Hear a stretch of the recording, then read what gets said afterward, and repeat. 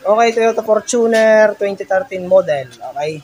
So ito ay hanapin natin yung fuse location ng original central lock. Yan, ito. Okay. Pakita ko lang sa inyo kung saan ang location nun. Fuse location. Okay, punta tayo doon sa kabila. Okay, punta tayo dito sa kabila. Dito natin makikita. Ayan. So ayan, nakita nyo gumagana. Kakalasin nyo lang ito mga boss. Yan. Okay. So dito, kuha lang kayo ng ganito.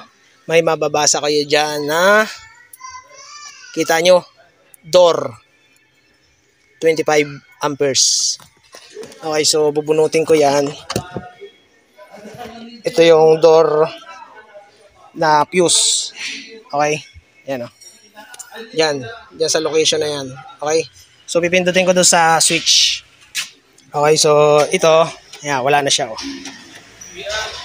Pindot. Okay, yun. Okay, so ibabalik ko ulit yung fuse. Check natin.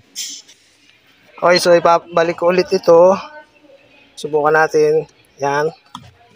Okay. Okay, titestingin ko. Yan, gumagana ulit siya. Okay, so doon lang ang fuse location ng mga boss. Okay, so yan. Diyan ang fuse location natin mga boss sa original central lock ng Toyota Fortuner. Okay. Yan, yung ano na yan, may pangalan naman yan, door.